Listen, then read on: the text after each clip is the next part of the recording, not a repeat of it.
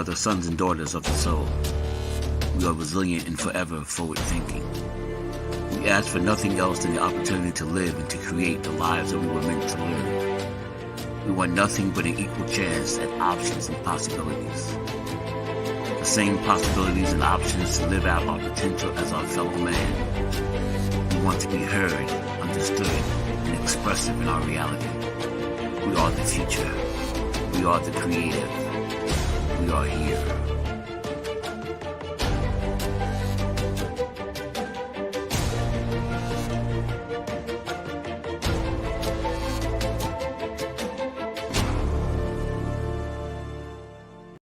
World Financial Group offers entrepreneurs from all backgrounds the opportunity to start their own business on a level playing field.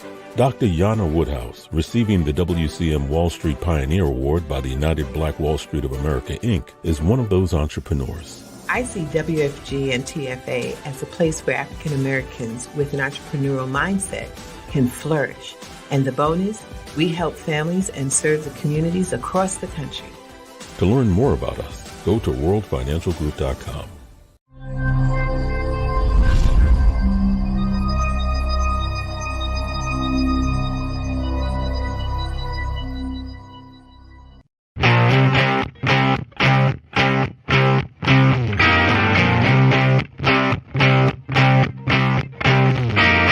She was told that she couldn't play with the boys. She was told that they were too big, too rough, too strong. She was told to give up her dreams and move on. She was told to just be pretty, be quiet, be a lady. She was told that women had to stay on their side of the court, stay in your lane. Playing and competing with men was insane. She was told that men and women would never be equal. Dreaming like that would only be lethal to your mind, to your soul. She never listened. She knew that their thinking was old. She is magic. She is the definition of spirit. She is what champions are made of. She is magic.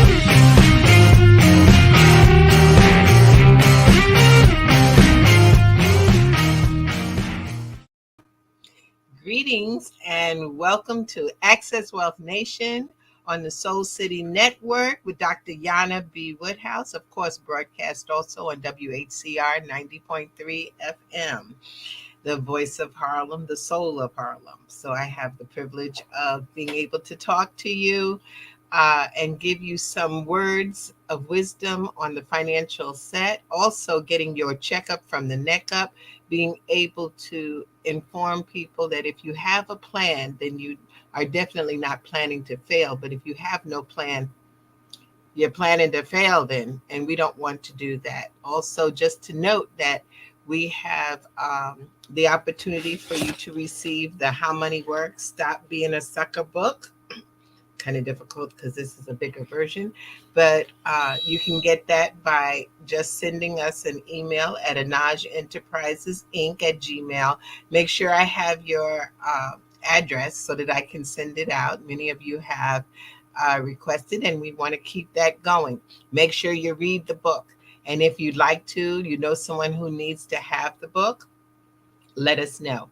Also, from my office, we're very much open to assisting people in their financial strategy. You know where you are and then where you'd like to go. And so once you've read the book, then you can easily get a free financial analysis, no obligation. All you got to do is call 646-375-2121 and just say you'd like to have a free financial analysis of where you are and where you're going. Why we want to say that as we carry on today, the market down again. And I know some people get very nervous behind the market. Don't. There's a lot of things that are affecting the market. And one of the things is the fear, the fear in the market. We've seen interest rates, they started to go up. And I know some of you hear these stories and don't understand exactly how does it affect us. Well, interest rates affect us on all sorts of levels. One is the interest rate that we pay on our credit cards or our variable credit cards. Those things can go up. And with the rule of 72, the reversal happens when you have your credit cards are interest rates are going up. It makes it very difficult for you to ever get out of the hole. I have seen interest rates as high as 30%. And with the rule of 72, that means that if you're paying the minimum on your credit card, you're looking at your balances starting to double every 3 years. Not so when you look at your savings account or your investment accounts that are out here. Uh, Especially your savings account, the banks are offering you somewhere around 0.9%. But if we just took the rule of 72 again, and you all know the rule of 72, I have taught this a many a times, but I just want to emphasize that you take your interest rate and you divide it into 72. I don't know how that happened, but it works. It will tell you how frequently your money will double. And so when you take that rule of 72, and let's say you got, because now interest rates are going up a little bit higher, so you may be able to get 1% on your savings account or a CD. Okay, let's look at that. If that's the case, then you divide that 1% into 72. It will take you 72 years for your money to double. Hmm. So if you have $1 put in the bank today, 72 years from now, it'll be $2. I know that is not what you want to happen, especially when we have so much going on in our economy today that we need to make our money work for us. We know how to make it. We know how to spend it. Lord knows. But the key is that do we know how to make it work for us? And that's when it becomes important to understand some of the basics. And so, yes, with this market right now, believe it or not, I'm going to say it. It is a sale. There's a sale going on. What does that mean? That stocks are low. They're dropping. There's a few things in some companies that have continued to drop. Some tech companies have going through some serious stuff. Those of you who have been the cryptocurrency Mongols, you know that there has been that fluctuation taking place and that things have been much lower than what you've had before. The bonds, they sort of have leveled off, but the 10-year bond, that means in 10 years that the basics has been about 3.82%. So let's look at that. That means that with the rule of 72, it's still going to take you a little while to get your money to double. This is a time that unless you're getting ready to retire in the next 1, maybe 2 years, you should be in the market and putting your money in. And this is not a recommendation because you have to really look at your financial situation.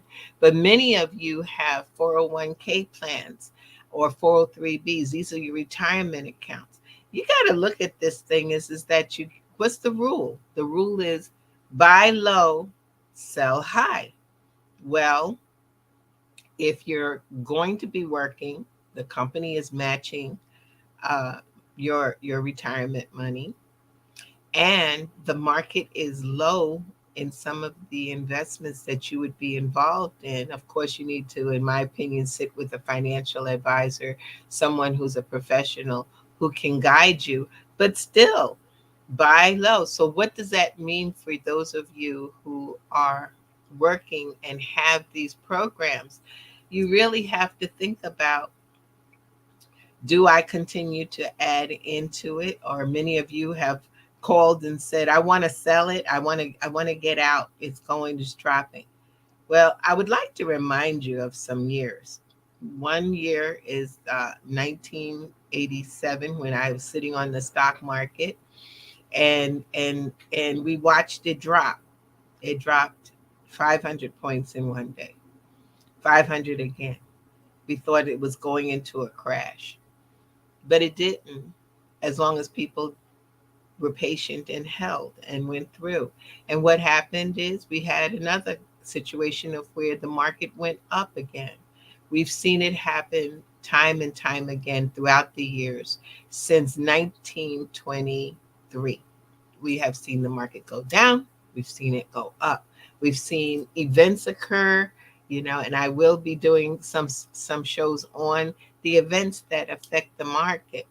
Right now, we have the Ukraine, we have China, and that's a serious situation taking place. We have the problem with the United States because we don't really produce a lot.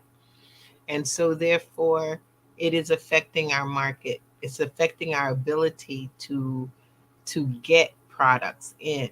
And so, when that means that they're sitting offshore somewhere, then it means that there's less in the stores, which means that therefore prices go up. But think about those of you who are working right now and have these retirement programs. There's a little thing called dollar cost averaging, which means I buy low, I buy medium, I buy high, but I'll get the average cost of the investment that I'm in. So, just as those things, we'll be talking about that. Of course, this is our first show for the season, and I have a lot to give you, a lot of information. But I did want and still do, and we're going to talk a bit more about the market. If you have questions, please feel free to place them in the chat, or also you can always give us a call. And during of course, during this period of time, if you have something that you'd like to know on it, something specifically personal, then do the same thing. You can always email us. Email us at Anaj Enterprises, and we'll be glad to address it the best that we can. The key is that do something. Activity is necessary. We are in the world of the largest nation in the world. Do y'all know what the largest nation in the world is? It is procrastination. We all belong to it. So, when you're thinking about what you're going to do, don't sit back and think. Act and do something. At least make a call, make an appointment. I know many of you out there need your hand held during this period of time. This is when you give a call to your financial advisor and say, I'm not sure what's going on. And hopefully they will. I've had folks call me in the midst of this, and I said, let's see where you're at. Let's do a review, But if you're not retiring this year or maybe next year, it probably is a good time to breathe. I know Warren Buffett said the best thing to do is not look. Well, that's difficult telling people not to look at their investment portfolios. But the thing is not to have the fear. And from a faith-based side is that if you're a person of faith, faith and fear can't stay in the same place together. So you got to make a decision. And we've seen this happen time and time again. And then we made a profit from it, or it grew. The S&P 500 over the years has averaged about 9%. So that means during the lows, the highs, the mediums, the ups. So be a little bit comforted. Now, if you're really fearful, I think that calling a financial advisor would be advisable. But if not, then don't go for all the hype that's going on in the media. It's a lot of stuff saying, oh, the market's down. Some of you are not even fully in the market. So I'm going to take a little time before I go to my next topic, is to give you some of the basics of stocks and bonds. Okay. So if you're invested in a stock or in a mutual fund that has a bunch of stocks in it, then at that point, if you're invested, you're basically invested in that company. So there are some companies that you buy continuously from. There's the Microsofts and Facebook you use or whatever, or, during that time, think about it. Things that you use, even during the holidays, there's a thing called the commodities market, and we buy there too. We buy into the pork bellies during the holidays. We have oil. We see what's going on with the oil market right now. They just put out that there's a good chance that oil and gas, especially gas, will go up again. These are the things that we use day to day. So all of this is part of this market, okay, that they talk about, the stock market. Every company that's a viable company that trades on the market. Now, the Dow Jones that you hear about, that's only 30 companies. 30. That's tracking different industries. So it's not the whole entire market. The NASDAQ is even bigger than that. But it too is not everything in the market. So I say to you, when you buy into companies, you are profiting off the company if the company does well. If the company doesn't do well, well, guess what? You didn't do well at that point. The way that you lose, because people say, oh, I'm losing so much money. You have not lost until you sell. You are in the market. You can wait it out. But as soon as you sell, that is an official loss. And from an accounting point of view, that's a realized loss as opposed to a paper loss, which is just showing that the shares went down and value went down. But that's a realized one when you sell. Be careful. And don't do this on an emotional basis. So that's the stocks. And it's a great time when things go low, you buy. You buy more. Why? Because when it does go back up, unless you think that the company is going to go totally out of business, if you think that, then yeah, you might want to get out. Something similar to what happened with which hasn't gone bankrupt yet, but the GameStop. That was someone manipulating, a group of young men manipulating the market by making people buy in, and drive the price up. And then they dropped it down, got down, and people lost a lot of money. So that's when they lose, is again, you lose only once you sell, or you profit within the buy. And then when the shares go up, you sell. That's a profit. Okay. Then let's talk about bonds. What's bonds? Bonds can be on different levels, but what they're called is a debt instrument. Yes, you're loaning your money to a company, to the government. We've heard about government bonds. We're loaning that money to those entities, the company or the government. And for that, you are getting a guarantee. Rarity to say the word guarantee in this industry, but you get a guarantee. And the guarantee is that you'll get back your money and you'll get interest either paid quarterly, monthly, whatever the investment type is, but you will get that paid back to you, or it could be at the end of the maturity of the bond when the bond needs to pay back. So these are the things. Now, what guides those values have to do with the market again. If bonds are being issued right now at a higher interest rate, those bonds that were at the lower interest rate, guess what? They're not the same value. They are lower in value.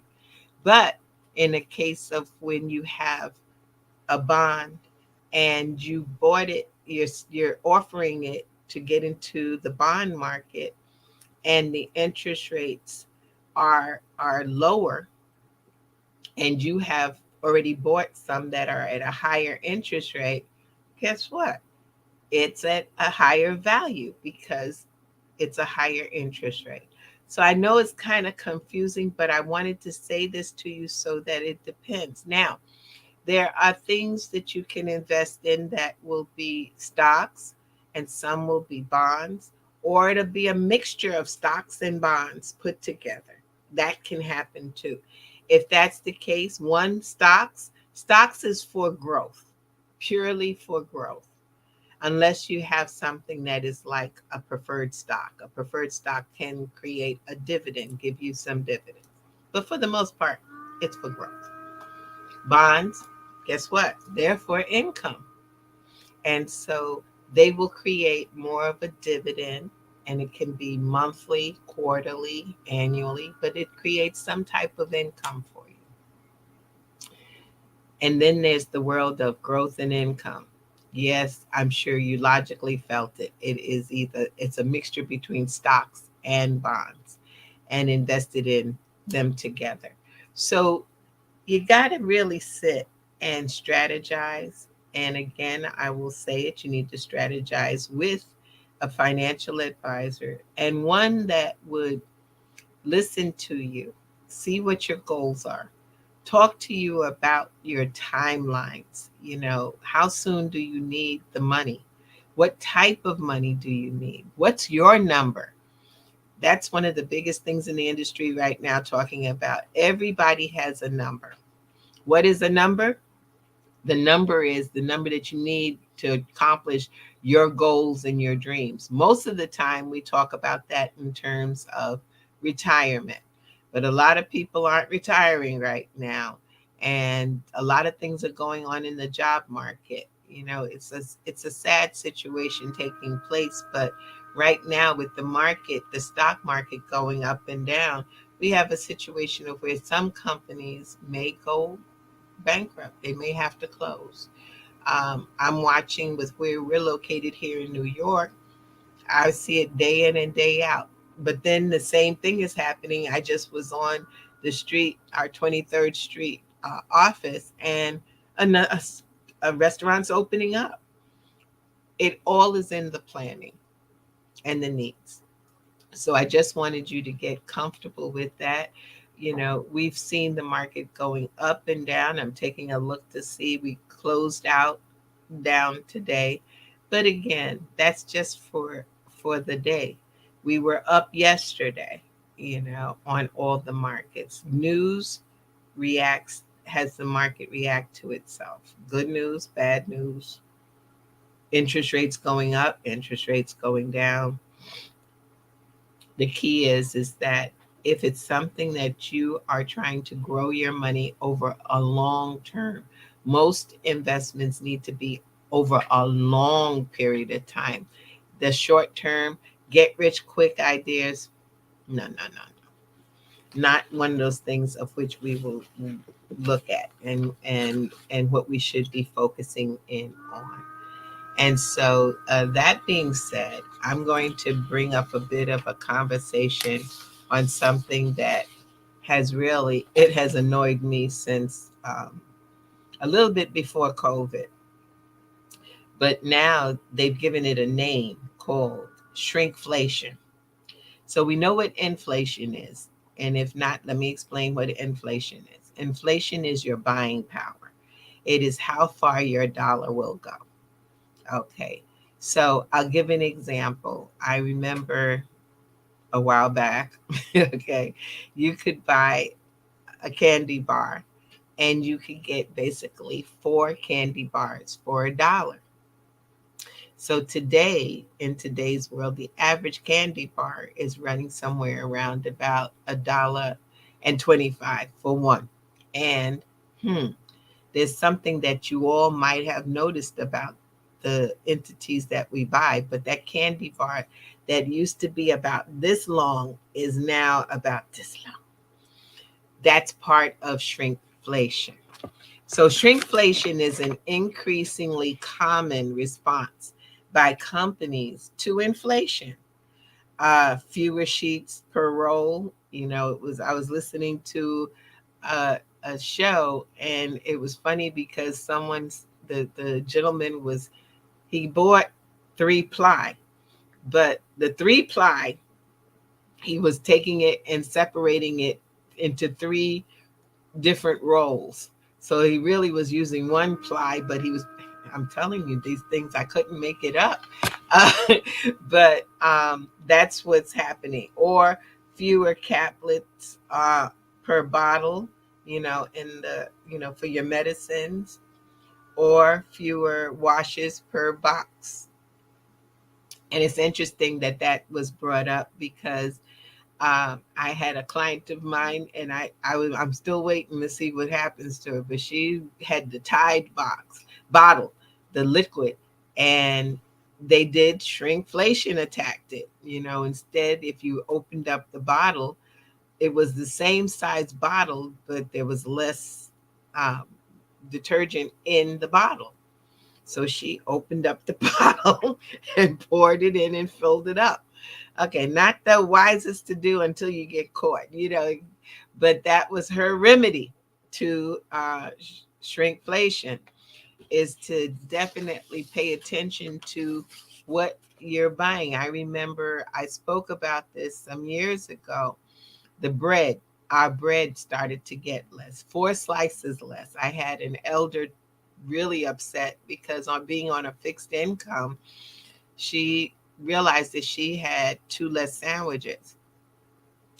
And how is that so? It was because the bread company that she used made sure that they cut the 4 slices out of the bread.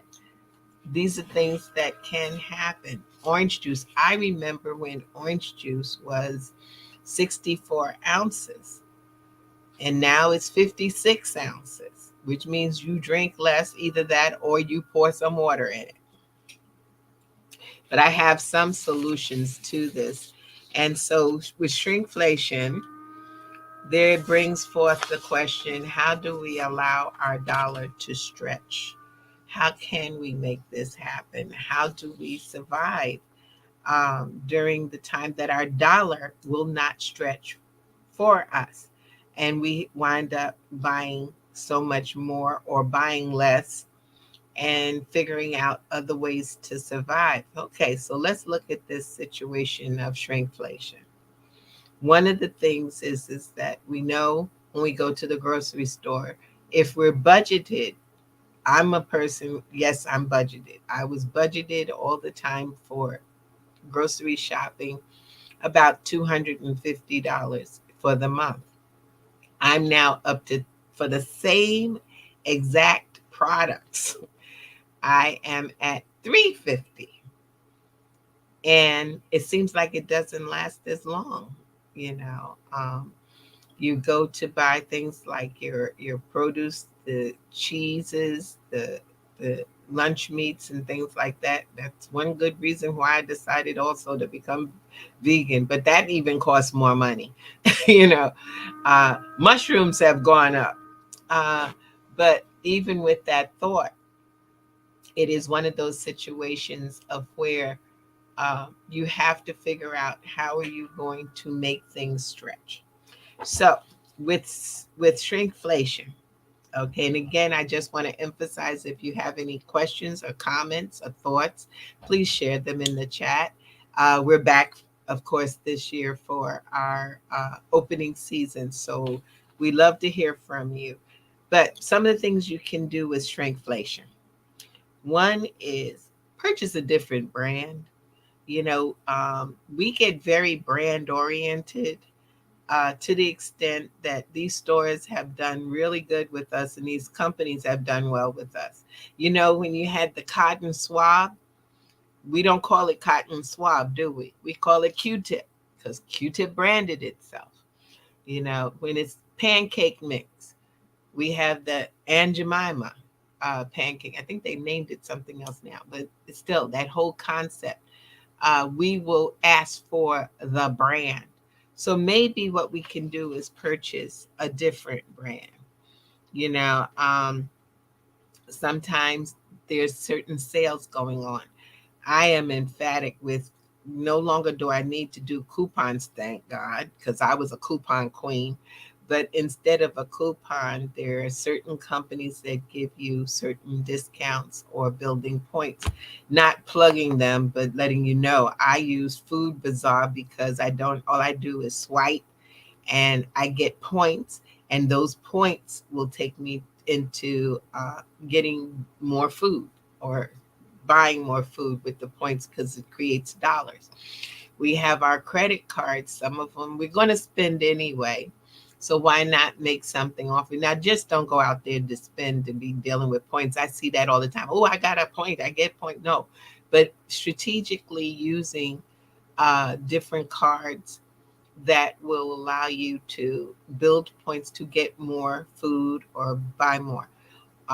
That's one way.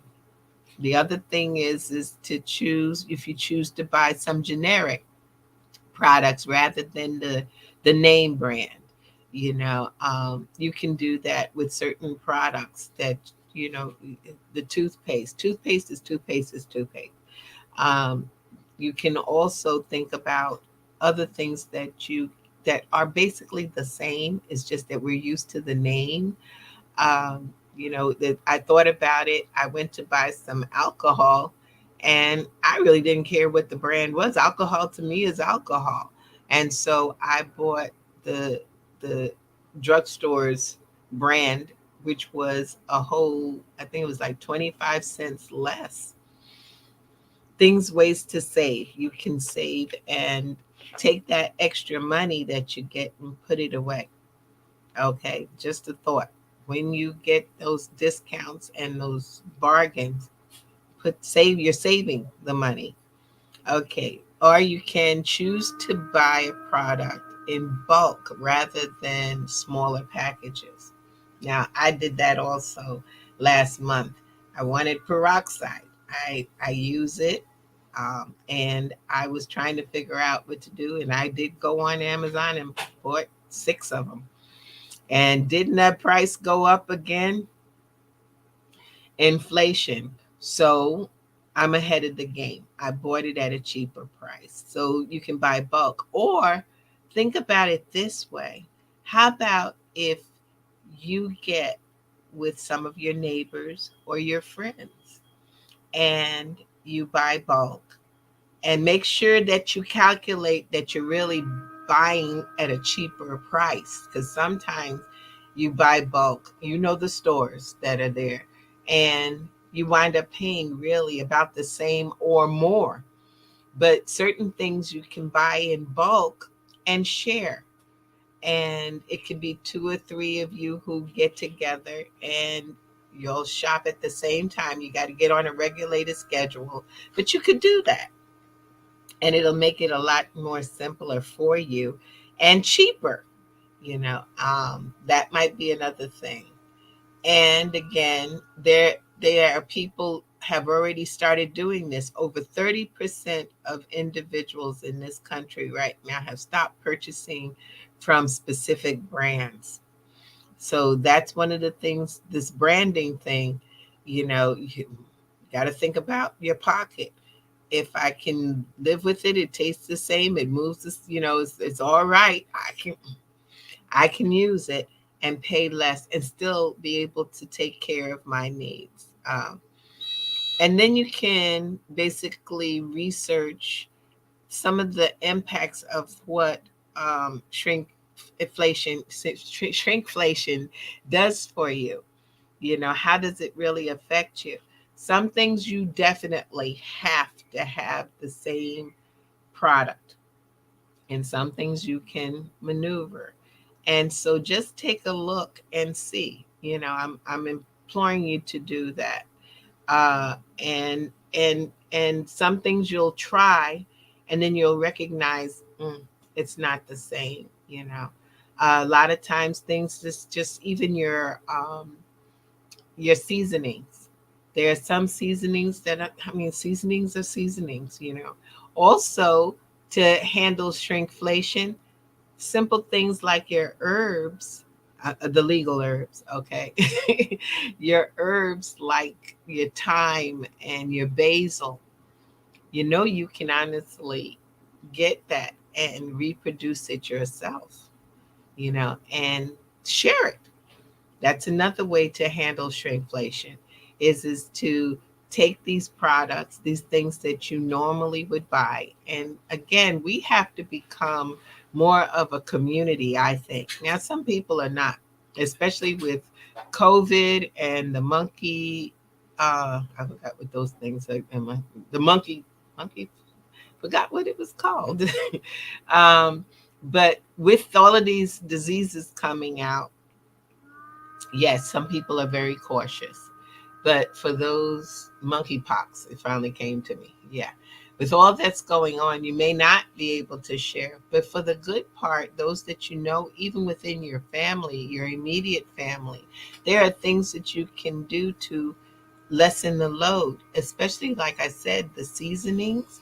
You can buy those seasonings in bulk and share them. You just have to have, you go to the dollar store and get little packets that you can put them in, the containers, and you cut your cost. I've seen it done and I've done it myself. And so just some ideas of what you can do with the world of shrinkflation.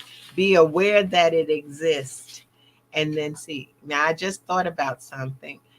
Maybe we should go back to some of the old remedies that we used to do too, which is, if you're going to cut my bread down, how about if I make my own bread? It's probably healthier. I decided that even buying food outside, cut it down, stop doing it. An average sandwich here in New York is about maybe $10 to $12.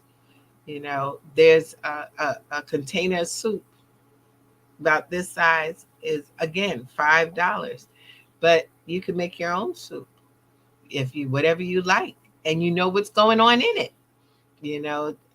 And you know where it came from. It's not one of those things of where all these little additives and contaminants that go in it. Maybe we got to go back to the basics and start to do those things, because we do need to make our dollar stretch. And that's why shrinkflation is an issue. So if you get a chance, just take a look and see what shrinkflation is really about. You think I made that word up? I first, when I heard it, I said, "Oh my goodness, it's got to be made up," but it's not. And so what you do is that there are these remedies that you can do to assist you during this time. It's not going to be this way all the time. I don't believe it, you know. But in the interim, that's what you should do is to start again another plan. And it's not to starve yourself. It's just doing things a little bit different than what you've been doing. So that being said, I know I've covered some things. I thought that I would now just cover a little bit of those because we're into, well, I have to mention this, we're in October, and October is Domestic Violence Month. And I just would put you on alert that on the 20th of October, we're going to do a session on domestic violence. It's a money situation. Most of the time, people don't think about it, but we stay in situations, and this is male or female, because someone's controlling those dollar points. So I thought I'd bring that up before I get to the points of our 7 money milestones. And there are truly 7 truly money milestones. One of them, the first one, has to do with the proper protection, making sure that you have proper insurances on everything. We're in a time right now that is stressful. Our families, especially here in New York, we're seeing day to day to day to day where someone has gotten injured or murdered. And the only thing in my head says, I hope they had their affairs in order. In most of the cases, we do not expect to leave this earth early. We don't expect our children to leave this earth early. But we need to put things into place. So that has turned into where originally the 7 money milestones started with a financial education. I am now starting with proper protection because it really is nerve wracking to know that people don't have things in order and therefore their families have to pass the hat. Or if they were working for a company and they got murdered, then the company has to come through to assist, and the family still will never be the same. So please make sure that you have proper protection.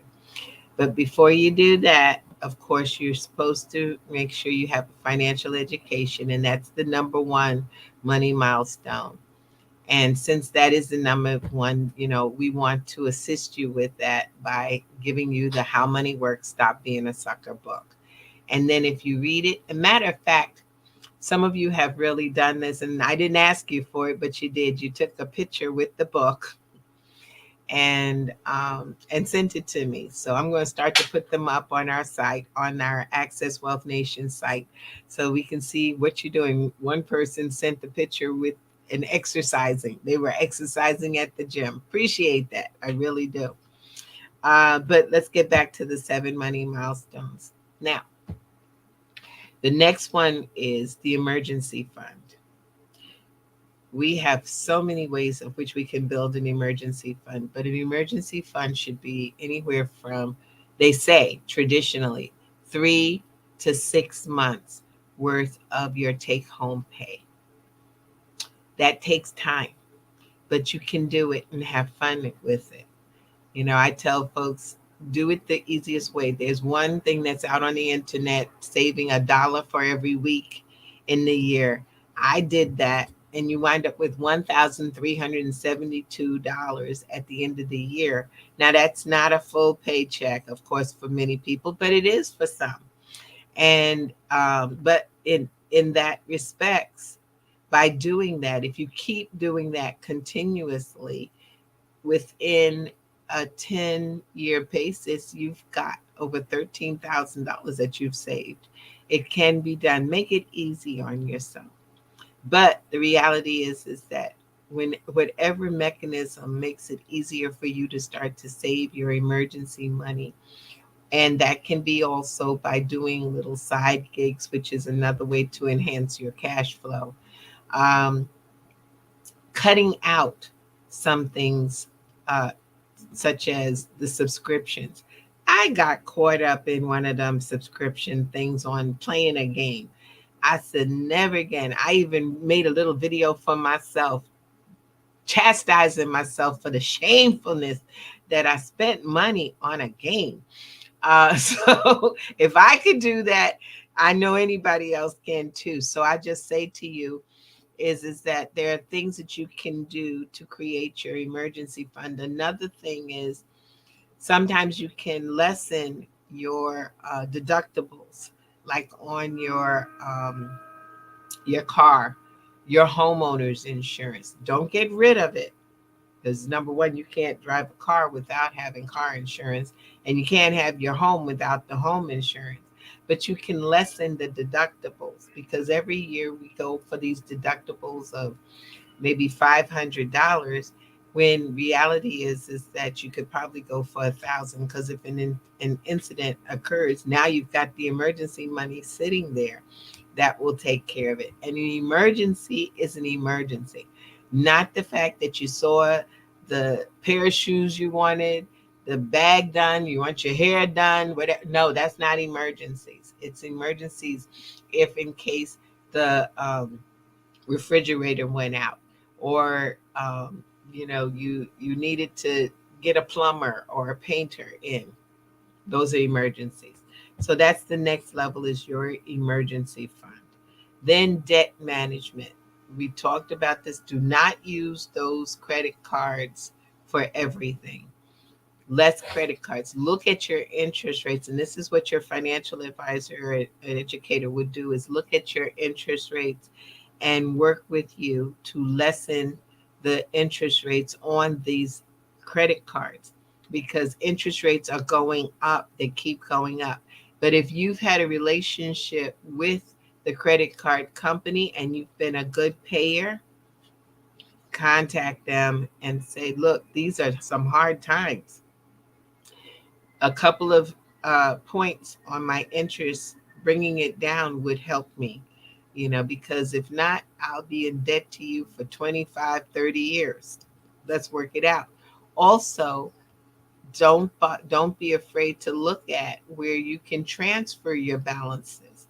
Remember, this is the truth. I tell folks, I will tell the truth to you. The bottom line is that if the banks are going to make money off you, you need to make some money too. So let's look at what could be done. If you're thinking you're holding your money at a savings rate of maybe 1%, but they're doing those credit cards at 20%. They're making 19% off of you. So that's not a fair situation. So what you can do is transfer those balances also in some cases to a zero interest rate for 12 months just to get yourself some free time and be able to knock down those credit and debt. Not all debt is bad, but for most cases, it is something that we run into. Then you deal with the cash flow. And the only way I can describe cash flow is the fact that you need to set up your budget so you can see how much is coming in and how much is going out. And talk to your accountant or your preparers and say, how do I take home more money without causing myself to go into paying taxes at the end of the year? How close can I get?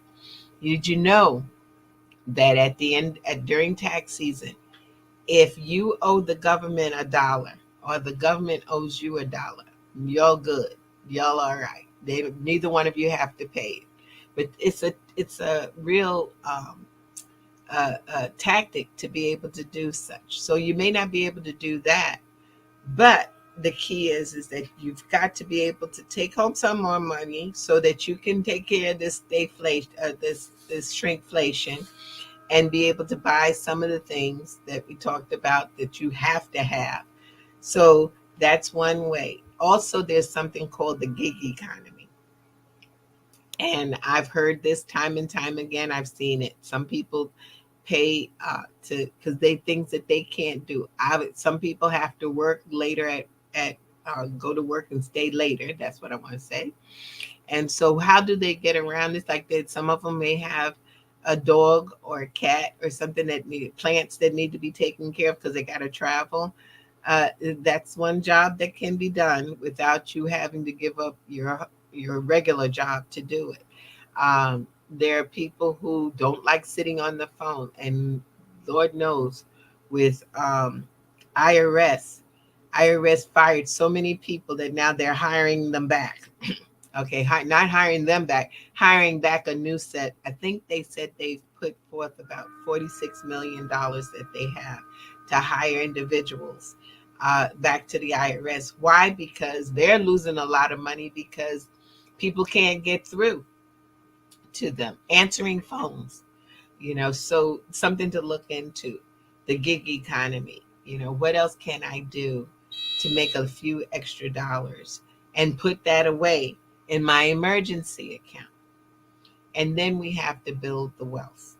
How do we build wealth? Is that if you're paying too much in taxes, and everybody thinks they're paying too much in taxes, not really. Take the tax portion out, the federal and your state, and if you're here in New York, your city tax.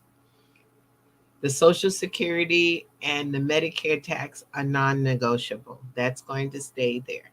So that's where you see a lot of money come out of your paycheck, is that unless you work for yourself and you get what's called the 1099 or you generate your own income, then you have a little bit more control over that. But that being said, most of us have W-2 and we have a job and a paycheck. So what you want to do there is again to look and see, how do I add money to my retirement plan? Some people say, I don't have enough money to save there. Yes, you do, because you can save on the taxes that you're paying out by adding to your retirement account. By doing that, then you can utilize that money sometimes a little later by by borrowing from yourself, but more so, at least it's going into your pocket, not right away, but it's in your pocket. And I always say it's better in your pocket than Uncle Sam's, because Uncle Sam will keep it and never give you any of it back. Okay. But where it comes down to, um, if you put it in your retirement plan, some plans allow you to borrow from it in case of emergency. Some even allow you to take it out totally if it's a hardship, but it's in your hands as opposed to going to the government. I don't have a problem with taxation.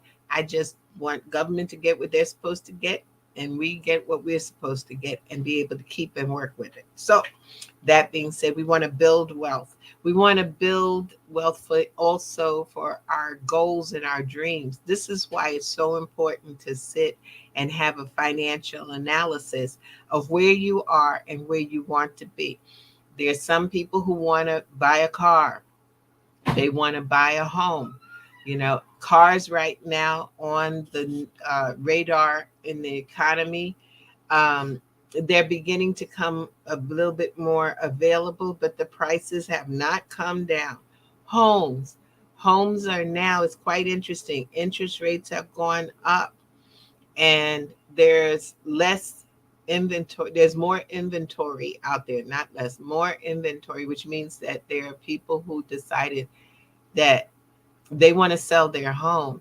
And there are people who are saying, I'm holding tight. I'm not ready to buy a home. So there's more inventory out there. So you have some negotiating power. It looks like we're converting into a buyer's market again, as opposed to what we've been experiencing over the past 3 years, is a seller's market. So take a look, see what you can do. But above all, sit with your I call your team. Your team is your accountant, your financial advisor, and of course, you have your accountant, your financial, and an attorney. You have those on where you have some type of relationship where you can go to someone in those fields to talk to. Sometimes you can't put them on retainer. So all you got to do is ask is how much would an hour worth of their time take, and then pay that. That sometimes can be done. And then last but not least is to protect that wealth that you're building. So number one, every single one of you, if you have any type of an account, make sure you have a beneficiary on it. Make sure that it's going to be transferred over without confusion. And you know what can happen in our families when someone dies, disruption. But also take a look every year. You should take a look and take your family's, the name and where they lived. You don't have to be, if you want to help your mom, dad, sisters and brothers, and look at unclaimed funds, because there's some money there usually for folks. And it'll tell you, they won't tell you exactly what it is. They'll tell you whether it's over $100. So make sure that you have your stuff in order and that it passes on easily. Make sure that if you're living, that you've got the ability to keep your money safe, and that it also will grow for you. And also make sure that you find out whether or not you're going to wind up paying taxes. A lot of people put their money just in retirement accounts, and at the end of the day, they find out that they got to pay taxes continuously and pay more as opposed to paying less. That's where sometimes life insurance, we just passed Life Insurance Awareness Month, and utilizing life insurance, as the wealthy have always done, to save on taxes. And that's another class that we can have. But you must make sure you have your will. Some of you have sent your children off to college this year, just starting. Make sure that you have that power of attorney from them, that you have access to their portal. Because if not, if they don't give you permission, guess what? You can't get any information. Yes, you're paying the tuition. Yes, you are sending them to school. But no, you do not get the opportunity to get their information and their grades and all of that. That's because they are adults. Technically, they're 18 years old. They're adults. So they're at the age of majority. So these are just some of the things that you have to put in place to handle your 7 money milestones. And you don't have to do them all at once. Make sure that you're doing it in a timely fashion. Some things you can do right away. Some things it's going to take you a little time, like that emergency fund. But the key is that these are the things that will allow you to become financially free, and also put in your mindset that you can sleep at night. These are important things. And whatever's keeping you up at night, those are the things you address first. So we are winding down to the opening of our first of the season, and it's my pleasure always to be able to serve you and to assist you. And I will say is that if you need anything as far as your finances is concerned, the most thing that you need is a financial education. If you know how money works, then you will do better because you know better. And then again, come to Access Wealth Nation every Thursday at 6 p.m. and get your checkup from the neck up. If there is something that you specifically would like to know about, drop us a line at Anaj Enterprises Inc. at gmail.com, and we'll be glad to talk about it in the session. You can also get a free financial analysis by calling 646-375-2121. We'll be more than happy to see where you are and where you'd like to be. It is always my pleasure to be able to serve you and to bring you the knowledge of how money works and a financial literacy going forward to make sure that you are taken care of. Again, if you'd like the book, all you have to do is send us an email at Anaj Enterprises Inc. at gmail.com and say we've heard you on Access Wealth Nation, or you also on WHCR 90.3 FM, and we'll be glad to send you the book for free. Of course, you can also purchase the book on Amazon, but that you're going to have to pay for. So from a financial literacy point of view, hey, why not get it for free? Be glad to help you in any way possible. And again, get your checkup from the neck up so you can become financially free. You have been truly listening and participating in Access Wealth Nation. This is Dr. Jana B. Woodhouse. I'm here to help and to educate, because we need to be educated to become financially free. Take care and have a good night. And I hope you learned something today.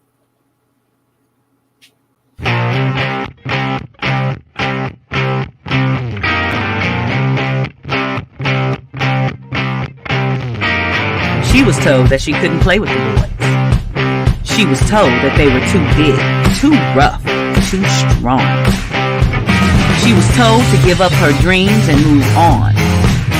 She was told to just be pretty, be quiet, be a lady. She was told that women had to stay on their side of the court, stay in your lane. Playing and competing with men was insane. She was told that men and women would never be equal. Dreaming like that would only be linked to your mind, to your soul. She never listened. She knew that their thinking was old. She is magic. She is the definition of spirit. She is what champions are made of. She is magic.